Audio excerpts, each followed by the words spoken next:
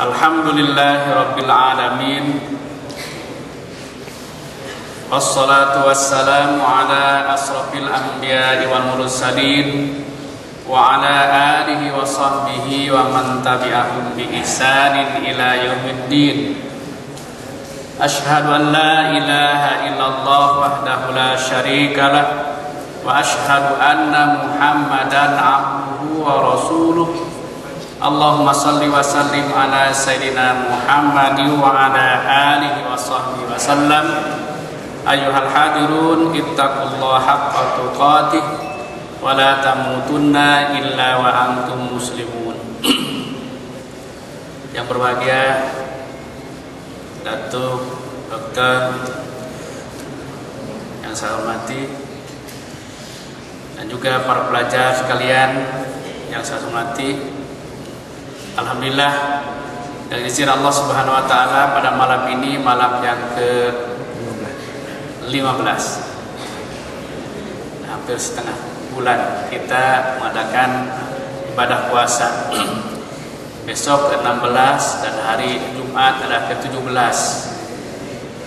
Peristiwa yang berlaku di bulan Ramadan selain disambut dengan ibadah puasa, diturunkannya Al-Quran. Satu kejadian yang luar biasa di bulan Ramadan, ya, menurut sejarah diturunkannya Al-Quran. Ya. Al-Quran adalah sebagai panduan hidup bagi setiap manusia dan orang Islam sekali. Jadi sempena dengan nuzulul Quran, pada kesempatan ini saya ingin bicarakan sedikit mengenai kepentingan Al-Quran dalam kehidupan. Maka perlulah Al-Quran, jadikanlah Al-Quran itu teman sejati bagi umat Islam. Ada dalam hadis disebutkan 3 benteng menahan serangan syaitan. Di antaranya yang pertama adalah masjid. Banyak memakmurkan masjid, karena masjid tempat zikrullah, tempat menyebut nama Allah, mengagungkan Allah, menyembah Allah. Apabila duduk di masjid, bebas daripada gangguan syaitan. Yang kedua yaitu berzikir kepada Allah.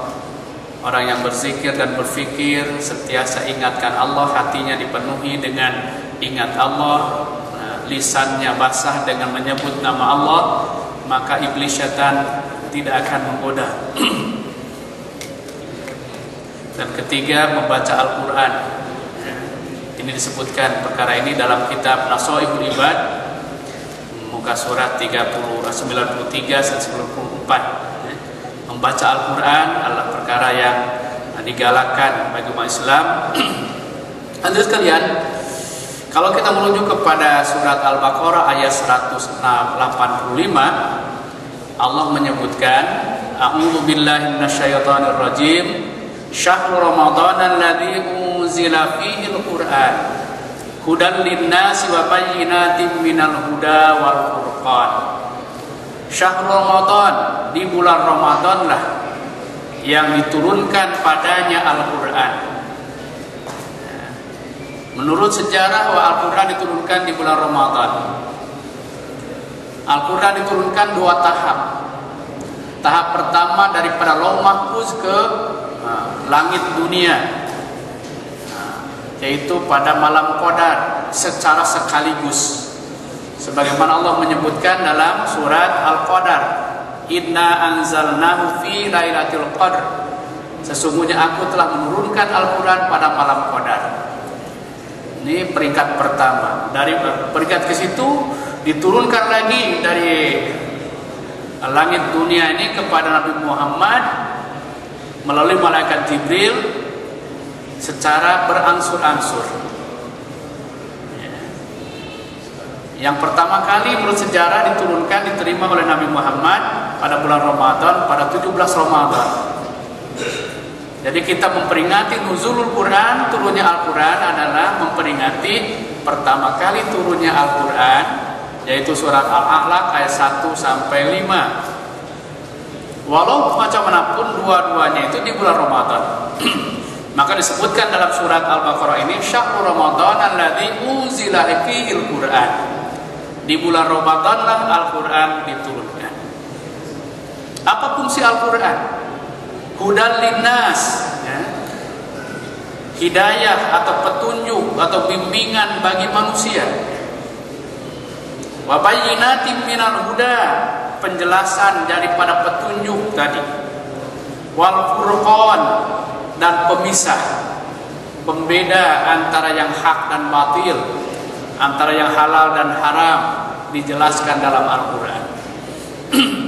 Hadis sekalian, Al-Quran adalah kitab hidayah, ya, petunjuk, bimbingan, panduan. Bagi siapa? Bagi manusia. Hudan linnas, bagi manusia, ya. Jadi Al-Quran mampu, sanggup, dan bersedia menawarkan hidayah, petunjuk, bimbingan, panduan bagi semua manusia, ya. Tak kira manusia itu muslimkah atau kafir. Yang namanya manusia, ya, diboleh ditunjukkan oleh Al-Quran. Hudan linnas, ya. Jadi pada asalnya Al-Quran itu bimbingan bagi semua manusia.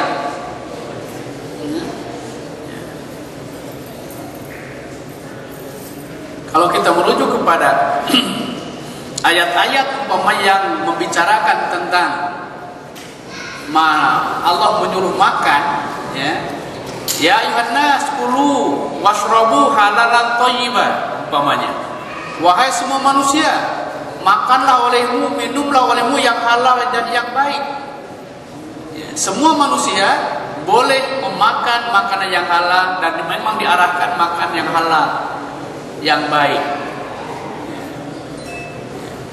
Jadi pada asalnya Al-Quran itu bukan petunjuk bagi orang yang mutak, orang yang yang muslim aja. Orang kafir pun boleh ditunjukkan dan mengambil petunjuk dari Al-Quran. Kita ambil contoh, makanan-makanan yang dibenarkan, dihalalkan oleh Al-Quran, semua manusia boleh makan, tak kira muslim ataupun kafir. Dan mereka tidak akan madarat, karena Al-Quran membenarkan. Begitu juga pakaian, pokoknya pakaian yang dibenarkan oleh Al-Quran, oleh Islam, semua orang boleh pakai dengan tidak memadaratkan orang. Tapi kalaulah kita perhatikan makanan yang dibenarkan oleh orang kafir, orang Islam belum tentu lagi boleh makan. Kalau kita merujuk pula kepada sistem, ambil umpamanya sistem perniagaan, sistem kemasyarakatan, apa yang dibenarkan oleh Al-Quran, orang kafir pun boleh guna. Sistem ekonomi umpamanya, mereka boleh menggunakan sistem Al-Quran dengan tidak memadaratkan dan tidak merugikan mereka, ya. Bahwa saya yakin bahwa Al-Quran adalah kitab petunjuk bagi manusia, ya. Hanya tidak semua manusia mau ditunjukkan oleh Al-Quran, dibimbing oleh Al-Quran. Walaupun Al-Quran menawarkan bimbingan, petunjuk bagi semua manusia, ya. Hanya sebagian manusia yang bersedia menerima dan tidak ragu kepada isi kandungan Al-Quran, yaitu orang-orang yang bertakwa. Kita merujuk kepada surat Al-Baqarah ayat 2, ya. Allah berfirman, "Dzalikal kitabu la raiba fihi hudal lil muttaqin." Dzalikal kitab, itulah kitab, yaitu Al-Quran. La raiba fihi, tidak ada keraguan di dalamnya. Hudan, petunjuk, sama dengan ini, hudan, hidayah tadi, ya. Kalau di dalam ayat ini, ayat surah Al-Baqarah, ya, Al-Quran hudan linnas. Dalam surat ayat tadi, surat Al-Baqarah ayat 2, hudan lil muttaqin, ya. Petunjuk, bimbingan, panduan bagi orang yang bertakwa, ya. Maka sifat orang yang bertakwa ini adalah menerima kebenaran dan hukum-hukum yang ada dalam Al-Quran tanpa ragu sedikit pun, ya. Oke, ya. Jadi tidak salah konsep Al-Quran ini menjadi petunjuk, bimbingan, panduan tadi ya, bagi semua manusia. Kita ambil contoh umpamanya, bedanya antara manusia yang bertakwa dengan manusia yang tidak bertakwa. Kita ambil contoh ya, cahaya elektrik ini terang dan memberi manfaat terangnya itu kepada manusia yang punya mata dan penglihatan. Baru terasa terangnya, nikmatnya cahaya elektrik. Walaupun cahaya elektrik hanya 20 watt saja umpamanya. Tetapi bagi orang yang buta, walaupun cahayanya 1000 watt dinyalakan di depan matanya, tetap saja yang buta tidak menerima nikmatnya cahaya itu karena matanya buta. Begitu juga orang yang tidak muttaqin ya, walaupun Al-Quran menunjukkan bersedia untuk memberikan hidayah, tetapi tidak menerima hidayah itu, tetap saja baginya Al-Quran tidak memberi manfaat apa. Kita teruskan. Al-Quran juga sebagai obat dan rahmat. Kita merujuk kepada surat Al-Isra ayat 82. Wa nunazzilu minal Qur'ani ma huwa syifaa'un wa rahmatul lil mu'minin wa la yazidul zalimina illa khasara. Seterusnya. Kami turunkan Al-Quran sebagai obat, penawar dan rahmat bagi orang-orang yang beriman. Jadi hidayah tadi, yang tadi hidayah Al-Quran itu petunjuk hanya bagi orang yang takwa. Al-Quran menjadi obat, penawar dan rahmat khusus bagi orang yang beriman. Yang tak beriman tidak boleh ataupun tidak mendapatkan. Arti Al-Quran tidak menjadikan obat dan rahmat.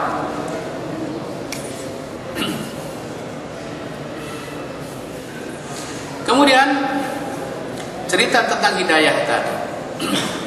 Ada orang yang dapat hidayah, ada orang yang tidak dapat hidayah. Apa tanda-tanda orang yang mendapatkan hidayah Allah?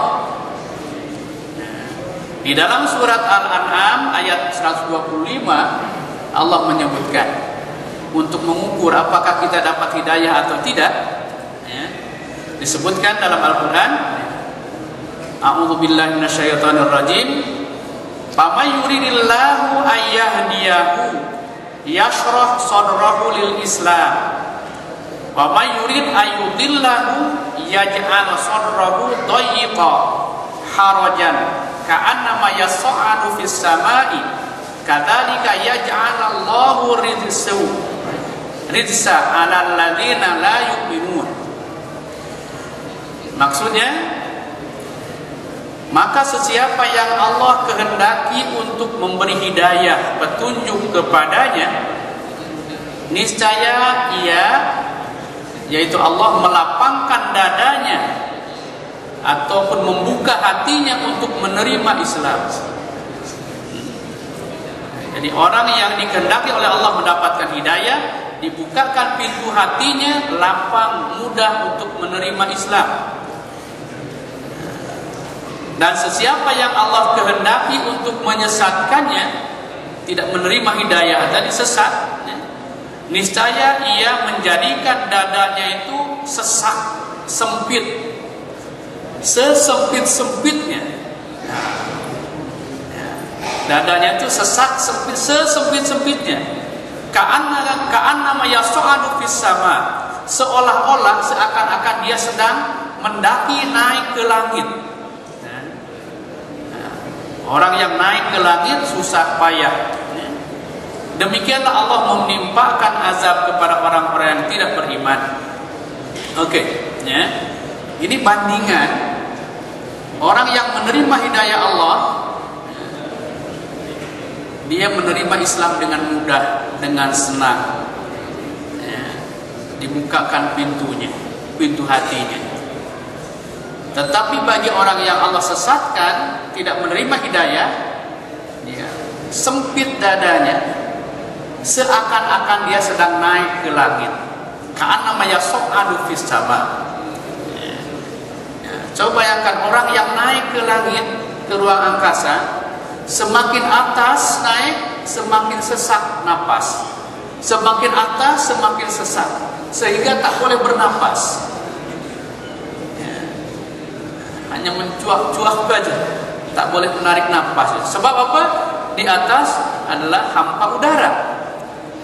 Maka orang yang pergi ke bulan, ke angkasa, bukan hanya membawa makanan bekalan di sana, yang penting membawa oksigen untuk boleh bernapas di sana. Orang-orang yang naik ke angkasa, kalau tidak bawa oksigen, dia akan mati. Sebab tak boleh bernapas tadi. Susahnya bernapas. Jadi bayangan Al-Quran, orang yang tidak menerima hidayah itu, walaupun terkial-kial, bernapas susah. Kalau kita membayangkan ayat ini turun, kita tahu 1400 tahun sebelum dijumpai macam mana ruang udara, hampa udara di atas itu. Dijumpai bahwa di atas itu hampa udara itu baru 100-200 tahun sekarang aja ke sini. Jadi Al-Quran mendahului sains modern dalam penjelajahan dan pemberitaan tentang keadaan ruang angkasa. Walau masalah pun ini hanya membayangkan bahwa Allah mengumpamakan orang yang tidak menerima hidayah Allah. Kemudian dalam ayat Al-A'raf, surat Al-A'raf ayat 178, Allah menyebutkan lagi, sesiapa yang diberi petunjuk oleh Allah dengan sebab persediaannya untuk mendapatkan petunjuk, maka dialah yang beroleh petunjuk. Dan sesiapa yang disesatkan oleh Allah dengan sebab keingkarannya, maka mereka lah orang-orang yang rugi. Dalam ayatnya, may yahdillahu fahuwal muhtadi wa may yudlil faulaika humul khasirun. Sesiapa yang diberikan petunjuk oleh Allah dengan sebab persediaannya untuk menerima petunjuk, maka dialah yang beroleh petunjuk. Tetapi sesiapa yang disesatkan oleh Allah dengan sebab keingkarannya, maka merekalah orang-orang yang rugi. Bersyukurlah kita dapat petunjuk. Kemudian kita perlu bertanya pula, ini panjang lagi ceritanya, tadi menceritakan bahwa manusia, Al-Quran adalah kitab hidayah, petunjuk, bimbingan. Kalau kita bertanya, perlukah kita dengan hidayah? Perlu tidak dengan bimbingan, panduan? Maka jawabannya, kita perlu dalam hidup ini adanya panduan, bimbingan. Contoh, bayangkan umpamanya, kalau Anda pergi ke satu tempat, ke satu negeri, kita pergi pertama kali ke sana, pandu bawa kereta, maka sudah barang tentu untuk sampai ke destinasi yang kita tuju perlu kepada panduan. Minimal panduan jalan, kecepatannya sekian, selekoh ke sana, selekoh ke kiri, ikut panduan, baru sampai ke tempat tujuan. Begitu juga dalam hidup, perlu kepada panduan, bimbingan. Bahkan pada hakikatnya kita minta kepada Allah, untuk Allah berikan hidayah kepada kita, panduan kepada kita, tidak kurang satu hari 17 kali. Sehari semalam kita minta bimbingan kepada Allah, lewat bacaan surat Al-Fatihah pada setiap rakaat dalam sembahyang. Kita minta hidayah, dengan kalimat dalam surat Al-Fatihah disebutkan, ihdinas siratal mustaqim. Ya Allah, tunjukkanlah kami ke jalan yang lurus, siratal mustaqim. Ihdi itu Kalimat daripada hada yahdi hidayatan. Ya.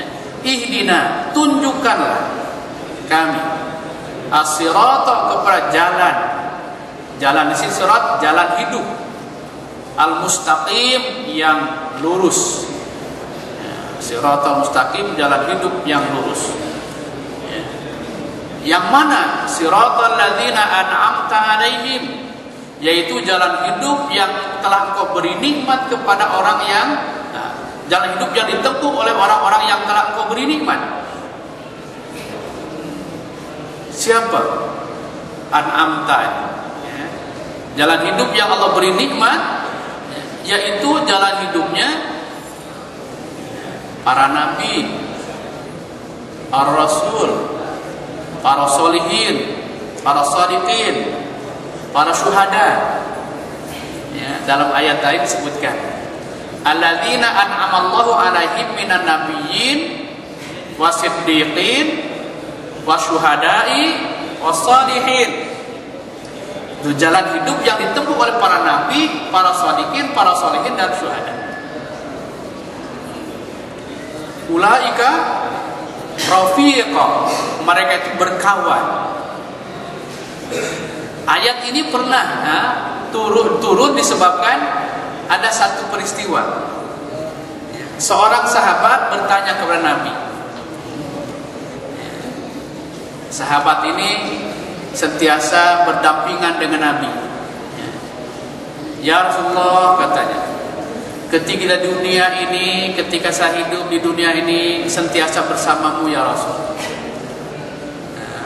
Kau Rasul, engkau jadi imam, kami jadi makmum, sembahyang bersama-sama.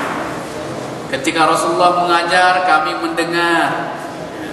Ketika engkau mempraktikkan sesuatu, kami mengikuti. Seakan-akan di dunia ini kemana saja boleh bersama. Kata sahabat tadi, mungkin katanya di akhirat nanti kami tidak boleh bersama. Sebab engkau sebagai Rasul, orang manusia yang mulia, yang dijamin surga, sedangkan aku belum tentu lagi masuk ke dalam surga. Maka dalam keadaan demikian, turunlah ayat yang menceritakan tentang ayat tadi. Boleh manusia biasa macam engkau boleh bersama dengan Rasul. Dengan disebutkan ayat tadi, alladzina an'amallahu alaihim, orang-orang yang diberi nikmat oleh Allah ke atas mereka, akan bersama-sama di dalam surga. Siapa yang diberi nikmat tadi? Allahim minan nabiyyin, para nabi, wassadiqin, orang-orang benar, wassalihin, wasyuhada, orang yang mati syahid, wassalihin, dan orang yang soleh. Ulaika rafiqa, mereka berkawan, berteman. Ini jalan yang diminta, yaitu an'amta alaihim ghairul maghdubi alaihim, bukannya jalan orang-orang yang engkau murkai, waladdallin, dan juga bukannya jalan orang-orang yang sesat. Jadi seakan-akan jalan hidup itu ada tiga. Pertama yang kita minta yaitu an'amta, golongan yang diberi nikmat. Dan dinafikan, dua jalan yang dinafikan, jalan hidup orang yang dimurkai Allah dan orang-orang yang sesat. Oke.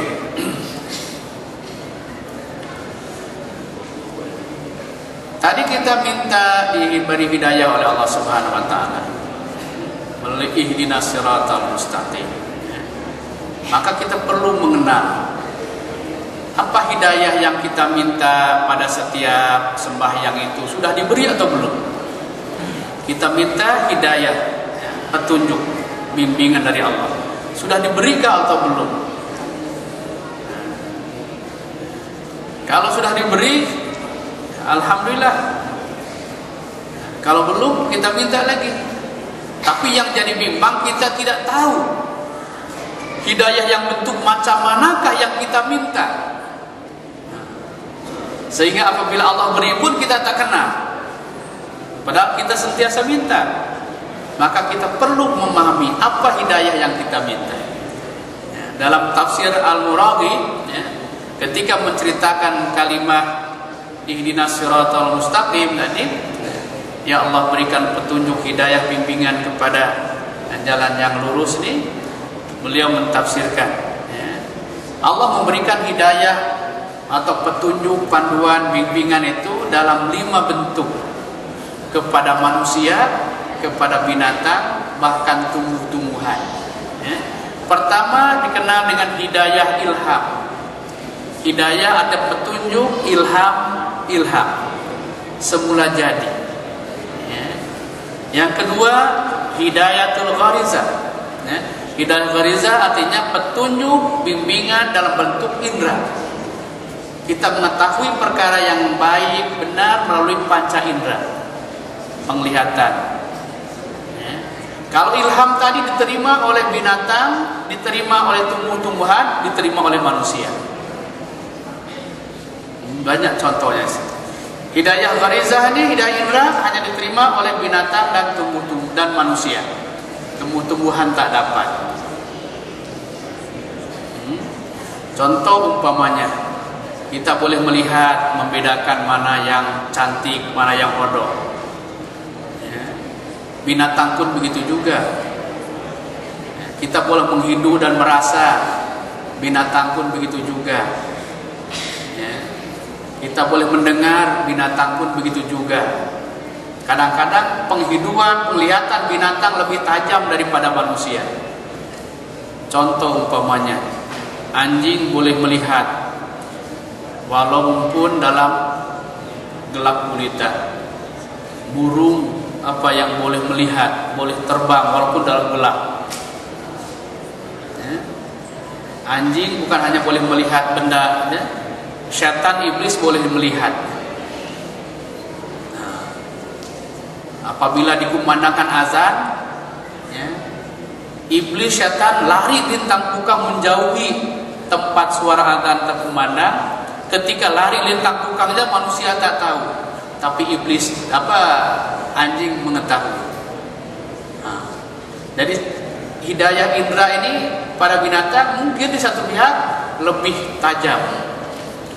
Hidup anjing lebih tajam daripada hidup manusia. Sehingga potensi yang ada pada anjing banyak dimanfaatkan oleh manusia. Boleh, ya, seperti untuk menghidup siapa pencurinya, menghidup siapa yang bawa dada umpamanya. Allah beri kepada hambanya, kepada manusia dan binatang tadi, hidayah ini tak perlu minta, Allah bagi. Hidayah ketiga ada hidayatul akli, petunjuk, bimbingan, panduan berupa akal fikiran. Ini yang terima itu hanya manusia saja. Tumbuh-tumbuhan tak dapat, binatang pun tak dapat. Akal fikiran. Sebab apa Allah bagi akal ini? Persediaan untuk menerima hidayah berikutnya, yaitu hidayah yang keempat, hidayah agama, hidayatul adyan, hidayatul din. Maka ada hadis yang menyebutkan al-aqlu, adinul wal aqlu la dina liman al-aqlalah. Ya, agama itu adalah adil wal aql. Agama itu adalah akal, tidak ada agama bagi orang yang tidak berakal.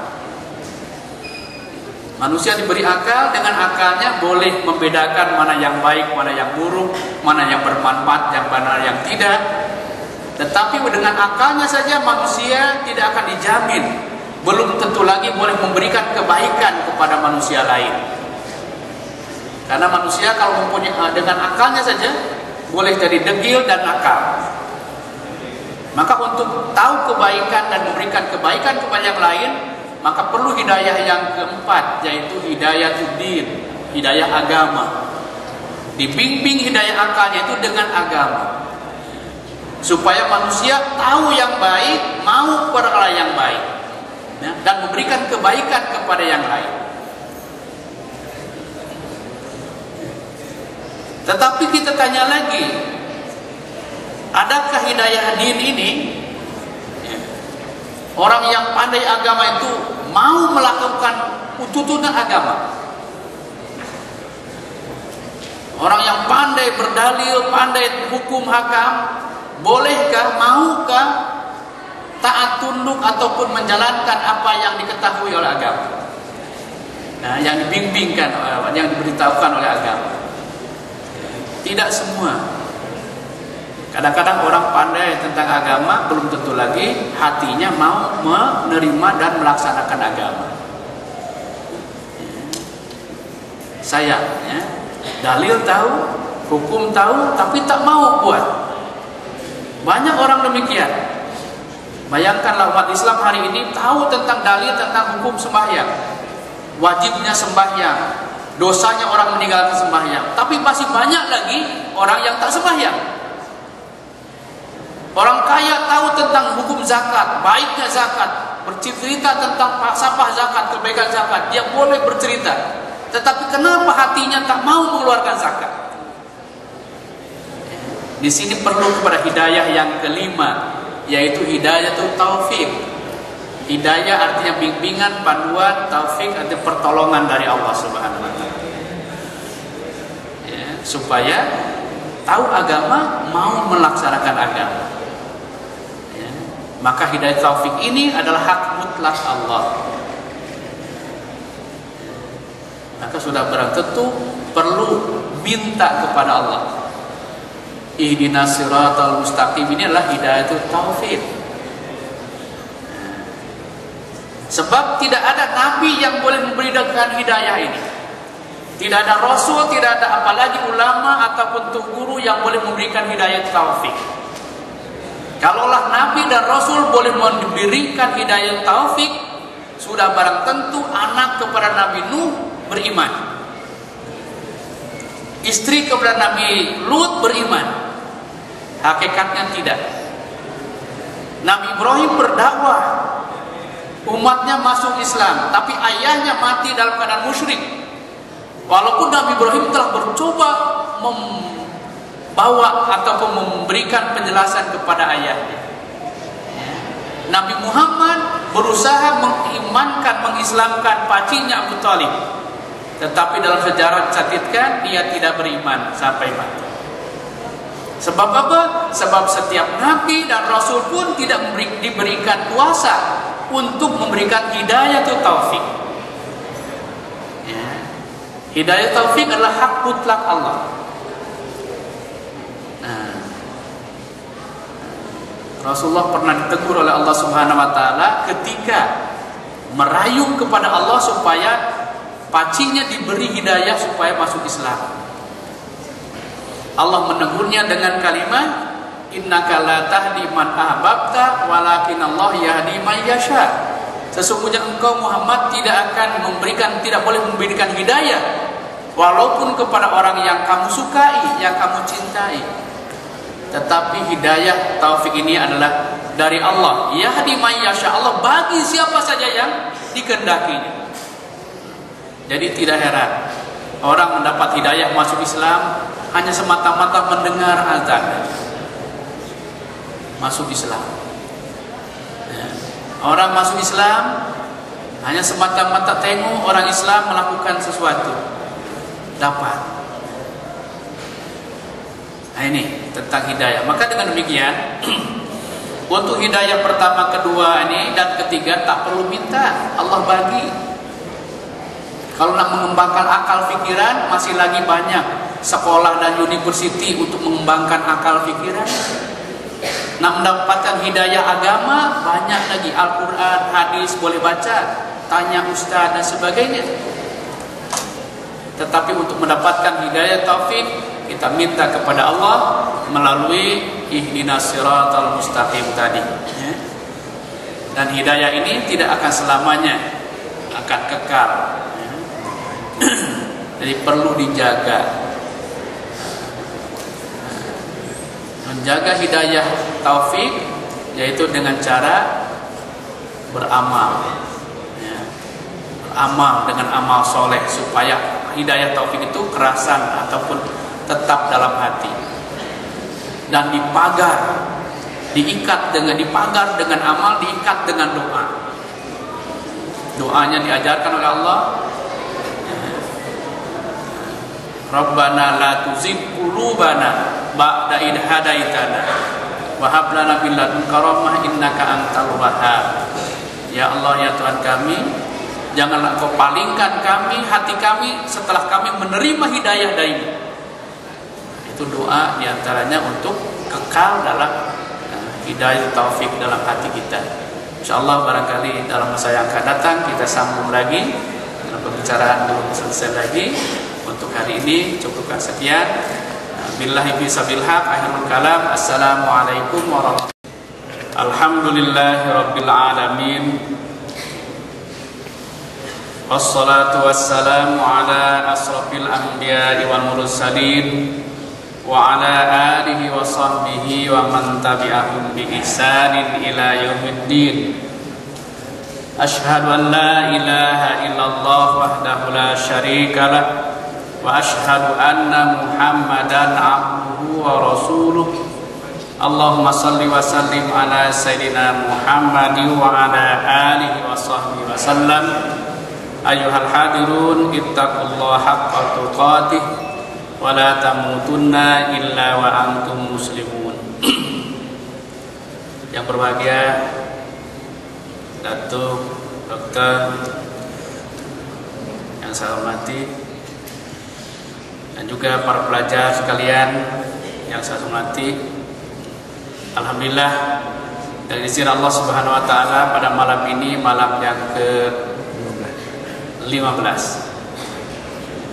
hampir setengah bulan kita mengadakan ibadah puasa. Besok ke-16 dan hari Jumat adalah ke-17. Peristiwa yang berlaku di bulan Ramadan, selain disambut dengan ibadah puasa, diturunkannya Al-Quran. Satu kejadian yang luar biasa di bulan Ramadan, menurut sejarah diturunkannya Al-Quran. Al-Quran adalah sebagai panduan hidup bagi setiap manusia dan orang Islam sekali. Jadi sempena dengan nuzulul Quran, pada kesempatan ini saya ingin bicarakan sedikit mengenai kepentingan Al-Quran dalam kehidupan. Maka perlulah Al-Quran, jadikanlah Al-Quran itu teman sejati bagi umat Islam. Ada dalam hadis sebutkan 3 benteng menahan serangan setan. Di antaranya yang pertama adalah masjid. Banyak memamurkan masjid, karena masjid tempat zikrullah, tempat menyebut nama Allah, mengagungkan Allah, menyembah Allah. Apabila duduk di masjid, bebas daripada gangguan syaitan. Yang kedua yaitu berzikir kepada Allah. Orang yang berzikir dan berfikir sentiasa ingatkan Allah, hatinya dipenuhi dengan ingat Allah, lisannya basah dengan menyebut nama Allah, maka iblis syaitan tidak akan menggoda. Dan ketiga, membaca Al-Quran. Ini disebutkan perkara ini dalam kitab Nasoihul Ibad, muka surat 93 dan 94. Membaca Al-Quran adalah perkara yang digalakkan bagi umat Islam. Hadirin sekalian, kalau kita menuju kepada surat Al-Baqarah ayat 185, Allah menyebutkan, A'udzu billahi minasyaitonir rajim, Syahrul Ramadan alladzi unzila fihi al-Qur'an hudan lin-nasi wa bayyinatin minal huda wal furqan. Syahrul Ramadan, di bulan Ramadan lah yang diturunkan padanya Al-Quran. Menurut sejarah bahwa Al-Quran diturunkan di bulan Ramadan. Al-Quran diturunkan 2 tahap. Tahap pertama daripada Lauh Mahfuz ke langit dunia, yaitu pada malam Qadar secara sekaligus. Sebagaimana Allah menyebutkan dalam surat Al-Qadar, Inna anzalnahu fi lailatul qadr Sesungguhnya aku telah menurunkan Al-Quran pada malam Qadar. Ini peringkat pertama. Dari peringkat ke situ diturunkan lagi dari langit dunia ini kepada Nabi Muhammad melalui malaikat Jibril secara berangsur-angsur. Yang pertama kali menurut sejarah diterima oleh Nabi Muhammad pada bulan Ramadan, pada 17 Ramadan. Jadi kita memperingati nuzulul Quran, turunnya Al-Quran adalah memperingati pertama kali turunnya Al-Quran, yaitu surat Al-A'la ayat 1 sampai 5. Walau macam manapun dua-duanya itu di bulan Ramadan. Maka disebutkan dalam surat Al-Baqarah ini, syahrul Ramadan alladzi unzila fihil Quran. Di bulan Ramadanlah Al-Quran diturunkan. Apa fungsi Al-Quran? Hudal linnas, ya. Hidayah atau petunjuk atau bimbingan bagi manusia. Wa bayyinatin minal huda, penjelasan daripada petunjuk tadi. Wal furqan, dan pemisah, pembeda antara yang hak dan batil, antara yang halal dan haram, dijelaskan dalam Al-Quran. Hadis sekalian, Al-Quran adalah kitab hidayah, ya, petunjuk, bimbingan, panduan. Bagi siapa? Bagi manusia.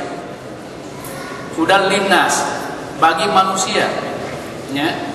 Jadi Al-Quran mampu, sanggup, dan bersedia menawarkan hidayah, petunjuk, bimbingan, panduan bagi semua manusia, ya. Tak kira manusia itu muslimkah atau kafir. Yang namanya manusia, ya, diboleh ditunjukkan oleh Al-Quran. Hudal linnas, ya. Jadi pada asalnya Al-Quran itu bimbingan bagi semua manusia.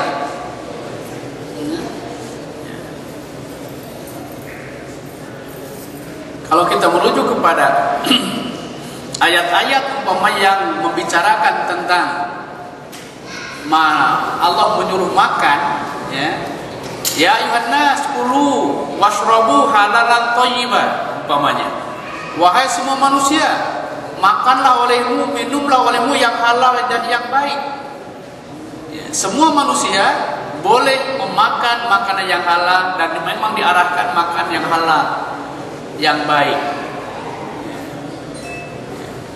Jadi pada asalnya Al-Quran itu bukan petunjuk bagi orang yang mutak, orang yang yang muslim aja. Orang kafir pun boleh ditunjukkan dan mengambil petunjuk dari Al-Quran. Kita ambil contoh, makanan-makanan yang dibenarkan, dihalalkan oleh Al-Quran, semua manusia boleh makan, tak kira muslim ataupun kafir, dan mereka tidak akan madarat karena Al-Quran membenarkan. Begitu juga pakaian, umpamanya pakaian yang dibenarkan oleh Al-Quran, oleh Islam, semua orang boleh pakai dengan tidak memadaratkan orang. Tapi kalaulah umpama kita perhatikan makanan yang dibenarkan oleh orang kafir, orang Islam belum tentu lagi boleh makan. Kalau kita merujuk pula kepada sistem, ambil umpamanya sistem perniagaan, sistem kemasyarakatan, apa yang dibenarkan oleh Al-Quran, orang kafir pun boleh guna. Sistem ekonomi umpamanya, mereka boleh menggunakan sistem Al-Quran dengan tidak memadaratkan dan tidak merugikan mereka, ya. Bahwa saya yakin bahwa Al-Quran adalah kitab petunjuk bagi manusia, ya. Hanya tidak semua manusia mau ditunjukkan oleh Al-Quran, dibimbing oleh Al-Quran. Walaupun Al-Quran menawarkan bimbingan, petunjuk bagi semua manusia, ya. Hanya sebagian manusia yang bersedia menerima dan tidak ragu kepada isi kandungan Al-Quran, yaitu orang-orang yang bertakwa. Kita merujuk kepada surat Al-Baqarah ayat 2, ya, Allah berfirman, "Dzalikal kitabu la raiba fihi hudal lil muttaqin." Dzalikal kitab, itulah kitab, yaitu Al-Quran. la raiba fi, tidak ada keraguan di dalamnya, hudan, petunjuk, sama dengan ini hudan, hidayah tadi. Ya, kalau di dalam ayat ini, ayat surah Al-Baqarah, ya, Al-Quran hudan linnas. Dalam surat ayat tadi, surat Al-Baqarah ayat 2, hudan lil muttaqin. Petunjuk, bimbingan, panduan bagi orang yang bertakwa. Ya.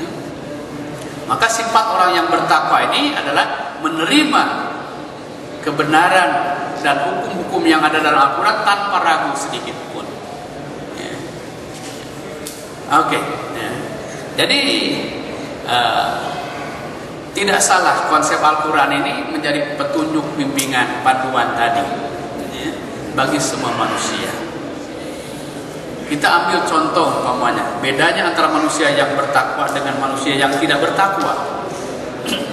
Kita ambil contoh, ya, cahaya elektrik ini terang, ya, dan memberi manfaat terangnya itu kepada manusia yang punya mata dan penglihatan. Baru terasa terangnya, nikmatnya cahaya elektrik. Walaupun cahaya elektrik hanya 20 watt saja umpamanya. Tetapi bagi orang yang buta, ya, walaupun cahayanya 1000 watt dinyalakan di depan matanya, tetap saja yang buta tidak menerima nikmatnya cahaya itu, karena matanya buta. Begitu juga orang yang tidak muttaqin, ya, walaupun Al-Quran menunjukkan, nah, bersedia untuk memberikan hidayah, tetapi tidak menerima hidayah itu, tetap saja, nah, baginya Al-Quran tidak memberi manfaat apa. Ya, teruskan. Al-Quran juga sebagai obat dan rahmat. Kita merujuk kepada surat Al-Isra ayat 82, wa nunazzilu minal Qur'ani ma huwa syifaa'un wa rahmatul lil mu'minin wa la yazidul zalimina illa khasara. Seterusnya, kami turunkan Al-Quran sebagai obat, penawar, dan rahmat bagi orang-orang yang beriman. Jadi hidayah tadi, yang tadi hidayah Al-Quran itu petunjuk hanya bagi orang yang takwa. Al-Quran menjadi obat, penawar, dan rahmat khusus bagi orang yang beriman. Yang tak beriman tidak boleh ataupun tidak mendapatkan. Al-Quran tidak menjadikan obat dan rahmat.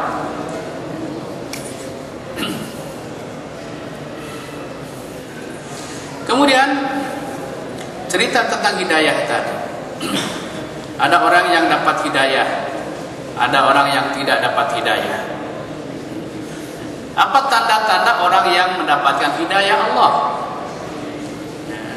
Di dalam surat Al-An'am ayat 125, Allah menyebutkan untuk mengukur apakah kita dapat hidayah atau tidak, ya, disebutkan dalam Al-Quran, a'udzu billahi minasyaitonir rajim, faman yuridillahu ayyahdiyahu yashrah sadrahu lil Islam wa man yurid ayyudillahu yaj'al sadrahu dayyqa harajan ka'annama yas'adu fis samai kadzalika yaj'alallahu ridsa 'alal ladzina la yu'minun.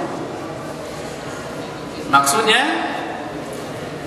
maka sesiapa yang Allah kehendaki untuk memberi hidayah, petunjuk kepadanya, niscaya ia, yaitu Allah, melapangkan dadanya ataupun membuka hatinya untuk menerima Islam. Jadi orang yang dikehendaki oleh Allah mendapatkan hidayah, dibukakan pintu hatinya, lapang, mudah untuk menerima Islam. Dan sesiapa yang Allah kehendaki untuk menyesatkannya, tidak menerima hidayah tadi, sesat, niscaya ia menjadikan dadanya itu sesat.